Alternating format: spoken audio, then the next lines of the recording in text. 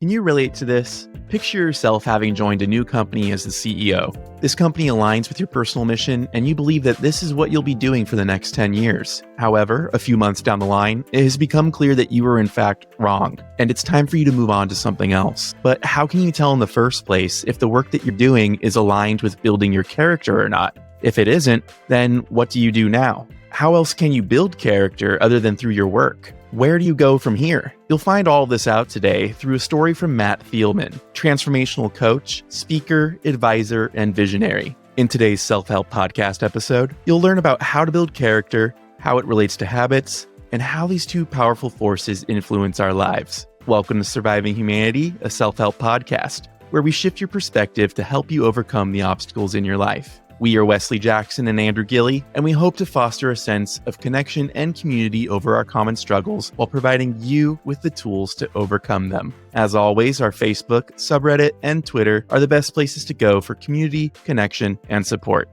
Links to these are in the show notes. Let's get started. So, Matt, do you have any stories that you'd like to share that are related to how to build character? So in 2021, I joined Pilea, which is a coaching network that is focused on supporting venture-backed founders. I joined the team as CEO. And the decision was in support of one of my main missions in the world, which is to connect a coach to every founder in the world. When I look at broadly our culture and I look at the companies that have made a big impact in our culture the last handful of years, a lot of them have been small startups that have grown to be now massive. When I think about the massive impact that especially these tech companies have on our culture, I think about if we can support their leadership, their CEO in creating a culture and becoming the leaders that will build more supportive and loving organizations now when they have 10 to 20 employees, then what could happen when they have 200,000 employees? So that's a really meaningful mission for me. So I had the opportunity to join this company as a CEO, thinking it was going to be a 10-year trip, growing and building and scaling this company that is completely devoted to my own mission that I did not found. So the building character part was not only in me being CEO, but the fact that a handful of months into the job, I realized that it was actually not what I was meant to be doing for the next 10 years and made the tough decision to pull myself out of that position and then rediscover what is next for me. Wow. So that must have been a really hard decision for you to make. What were you seeing, hearing, feeling, and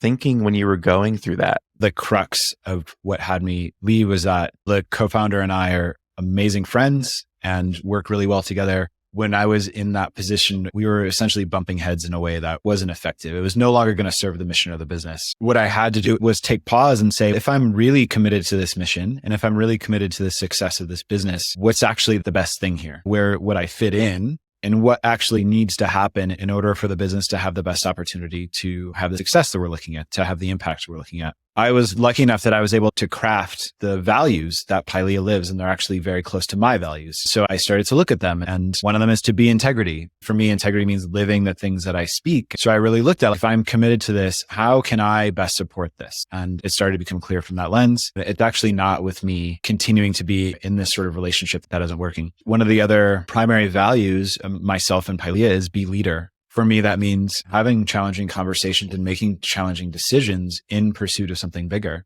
I chose in those moments to say, okay, great, this is going to be really challenging and this is what has to happen. So you mentioned it a little bit already about how you took a closer look back at your values, but how else would you say that you have found a way through this period in your life? The first thing is I'm a coach. I stand for coaching. I have my own coach. So that is number one. My coach at the time was extremely helpful, even through that whole year, and continuing to point me to. So I have a history of, I can give all of myself in pursuit of a mission or in service of others. And she did a really wonderful job of saying, yeah, great. You're thinking about everyone else. And also, where's Matt? And actually, the best way to serve everyone is for you to serve Matt as well. So her input through the whole process was extraordinarily helpful. I have an amazing group of friends who know me and know my values. So having really challenging conversations or just conversations where I could say, this is really hard. And they would sit and say like, yeah, I get it. It sounds really hard. You don't have to change. You don't have to make a decision. I'm not going to give you advice. I'm just going to be here with you in the midst of this challenge. It was just so incredibly helpful for me. And my now fiancée was also really supportive. And actually, it took her a bit to be supportive, which was really interesting to me. And that when I'm clear on a decision, so by the time I realized I need to step away from CEO, it was clear and there was no faltering. She makes decisions in an entirely different way than me. It takes her longer and she sifts through kind of the pros and cons more. And so she was like shocked that I could wake up in a weekend and be like, yep, it's clear. And she was like, how are you not like wrestling with this for 2 or 3 months? For about a week, it was actually challenging between the two of us because I felt like she wasn't supporting me. But what it created was really more depth and understanding between the two of us. And like a willingness to say like, oh, she doesn't get me. I don't quite feel supported, but we're still here together and we're in it. And we're going to still be committed to our relationship and to our own depth. Even in the tough spots, we found ways to come together more. That's great. I'm really curious. I want to dive deeper into this concept of what your coach mentioned, which is serving Matt. What did that look like in your case? So back to my partner, she works weekends. So she works in healthcare. She works 3 12-hour shifts and they're mostly on the weekend. And that was challenging for me schedule-wise to spend any time with her. What I ended up doing was taking Thursdays off every week just to spend time with her so I could have that part of my life where I at least got to really dedicate time to her. We live in beautiful Colorado where we both really love to hike and get outside. So a lot of those Thursdays were spent just getting outside together. It was like, 1, make sure that my relationship continues to be strong, and 2, get outside and get into nature and find recovery that way. And then the third, I continued to take care of my body. So I joined some places where I could get in sauna, get massages. It was really like taking care of that aspect of me as well. That was where I succeeded. Where I didn't always succeed was simply advocating for myself within the context of the business at Pilea, talking with the other leadership folks and saying, like, hey, this is what's working. This is what's not working. That was where my coach continued to point, hey, there's more opportunity here for you to really advocate. And the wonderful thing about leading an organization that's committed to transformation and coaching is that we have a tremendous opportunity to build that from the top down or from the bottom up, like inside out. And so she constantly was like, look, if you're actually in service to these values as an organization, you as CEO have to advocate for them. You have to stand for them more than anyone else, or else you're not going to be in integrity out in the world. I can't say that I always nailed that, but it was always a place for me to look of like, if we were really committed to these values that we have, how might we act as an organization? It sounds like you had to ask yourself a few very big questions during this process. I'm curious also, how would you say this whole experience changed your perspective in regards to what it takes to build character? I remember that one of the last things that I did as CEO, even after I knew that I was stepping away and some other folks on the team knew, is I had to let someone go on the team. In that moment, I said, look, like I know that I'm only here for another couple of months, but right now this is still my job. So I'm going to take that on and I'm going to do it with courage and I'm going to do it with an open heart. And I'm going to really own the responsibility of that decision. So when I think about character, I think about the willingness to do what feels as an integrity with us, to stand up as a leader, especially when we don't actually have to. That's the crux of it is like, I'll speak for myself. I know that I'm offered opportunities to take the easy way out, to not have a difficult conversation, to survive life or just hold on. And I think character is developed by saying, oh yeah, that's an option. And I'm going to choose what I think will move me toward where I want to go, especially when it's really hard and scary. Letting that person go is one example, and just continuing to lead and being really thoughtful about how I left the organization was another point for me of constantly showing up every day and saying, yeah, I could just skate out, but I'm not going to. I'm going to complete with love. And lastly, the co-founder and I went through our own sort of coaching, like couples counseling as we split as a way to clean up and clear anything that may have been in the way for us having a relationship going forward.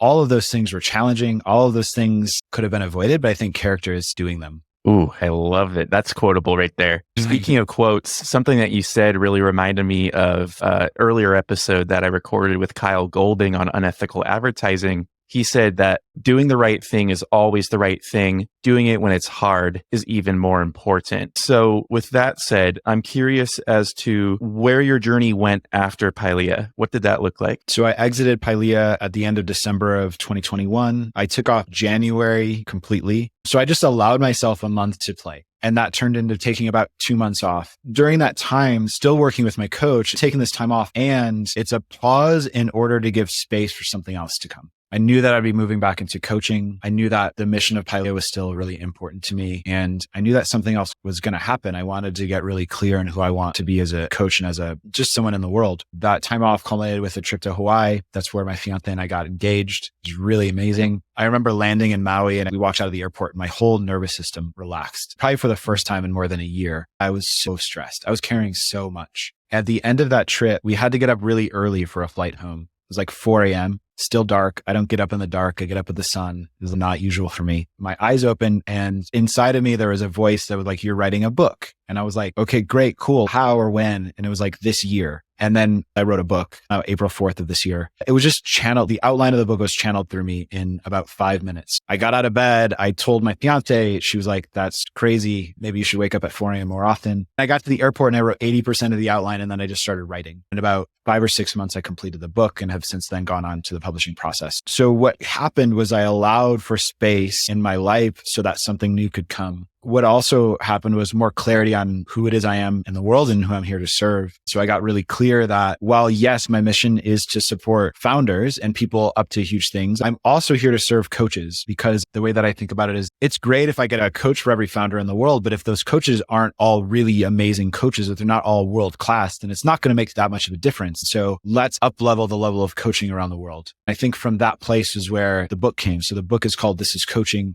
It is the book that I wish I had when I was an early coach, and is also the book that I plan to return to even as I continue my experience as a coach, because it reminds me of what are my values and who I am. It reminds me of what my job is every day when I wake up and choose to be a coach. Wow. It sounds like you were really struck with inspiration since, like you said, you allowed for that space in your life and you really slowed down and gave yourself the time needed. Let's change gears here a little bit, though. And I want to know, how would you say building character is related to habits? This reminds me of a conversation I had with a friend yesterday who was asking about my relationship to systems and structure. And I avoid it often. I think many of us do. I say I do them because they work. There are a lot of well-intentioned self-help folks who will say like, this is the ideal morning routine, blah, blah, blah. And we can get in the place of what should I do? It's the same if we're building a business. Should I be on Facebook or whatever? What is it for anyways? Why are you even asking that question? So when I think about habits, I think about what are the habits that actually move me toward the life that I want? And that is the tangible things. That's the experience of life. And that's living my purpose. So first of all, get clear on that. And then secondly, if you're like me, you're not going to want to stick to those habits on a regular basis. Generally, that seems to be human consensus. We want to avoid structure. We rebel against it. Character is waking up and choosing to take a look at where do I want to go and what am I doing this for? And then asking, what is the step that will move me there? And then doing it. Not always and not perfectly. And part of character is being willing to have compassion for ourselves when we're not perfect. I would say it's a pretty low character person who just constantly beats himself up. It's also a place to look.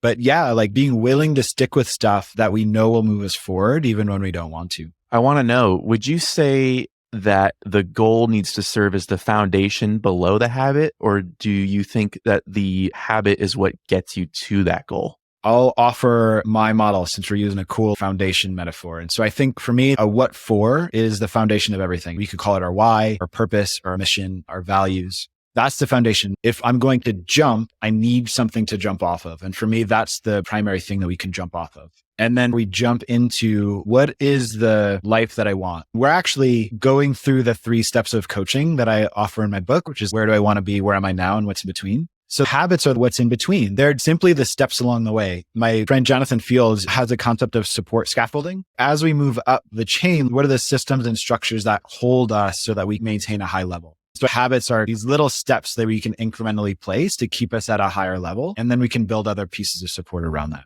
Support scaffolding. That's an interesting one. I'm going to have to look deeper into that. I haven't heard of that one. He has a great podcast episode on it. I'll see if I can share it with you. Great. So let's blow this topic up a little bit. How do you think this story of yours, where you're attempting to refine your character and build upon it, is related to larger problems throughout society? And why is this important? When I hear folks complain, there is no dialogue today, there is no willingness to see the other side. The first thing that I think is, where can I get more curious about the other side? And again, there's so many conversations about the polarization of politics, the polarization of all kinds of viewpoints today. To me, a tremendous test of character is saying, I stand here and am I willing to look at the other side, holding on to my values and willing to look over there and be in the really challenging perspective, trying to understand them while holding on to myself. So in the context of my decision to step away from this position, it was in the midst of a lot of conversations that were really challenging. It would have been a lot easier for me to just hold on and withstand and survive the experience. I actually think that if I hadn't chosen to leave, nothing would have changed. changed. So my invitation for anyone is, if you're in a place where like you at your heart and soul level know that it's not the thing for you, just ask yourself, what's here for me to say? What's here for me to understand? And also to my point of being willing to look at the other side to say, what's over there that I'm not seeing? If I really can't understand this position or someone else's perspective, where can I get curious? That's where I would have folks start. It's a very basic place to start, but I imagine a whole lot will open if that willingness is there. I agree completely. Where can I get curious? I think that's a really great way to phrase it, and a really seemingly simple question on the surface, but it can open up, like you said, all kinds of possibilities and opportunities from there. What would you say then at the end of the day is the moral of this story? And what can we all do that are listening to become better humans in response to all of this? I did not expect that leaving this position that I had attached so much of my identity to, that I thought was going to be a long-term place for me. I did not expect that leaving that would create then the opportunity for me to share something like a book with the world. That was not at all how I thought life would go. I find that I often have, and my clients often have, a lot of fear about leaving something that we know. We have a fear about what might be next. And when we have that, we try to either hold on or control the way that we exit. And what I got to learn here is my willingness to be in that liminal space, to be in the place of nothing, was what allowed what wanted to come next through me. The last several months, I've been really thinking about this idea of balancing the yin and yang in life, the masculine and feminine, right? So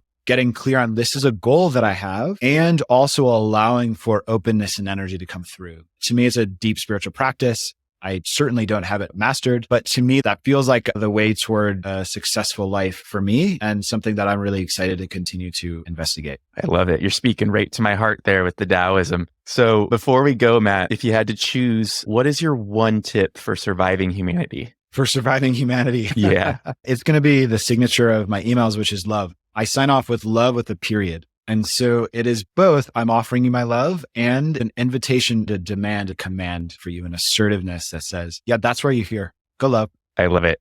Go out there and love people. Thank you to our guest, Matt Thieleman. Matt is a transformational coach, speaker, advisor, and visionary who partners with leaders and changemakers to unlock their purpose and share their unique gifts with the world. You can find his latest work at goldenbristle.com, which includes his newly released book, This is Coaching. I found Matt's approach to coaching and character development to be a lot more holistic than usual, and I really appreciate his focus on values and integrity in particular. We highly encourage you to check him out if you're interested in learning more about how to build character. Tune in next Tuesday for our monthly newsletter episode, where we'll share the top insights from this month's Surviving Humanity articles and other personal development tips. If you want to help support us, please join our exclusive monthly book club on Patreon, share the podcast with others, and don't forget to follow, rate, and review us on your favorite podcast platform.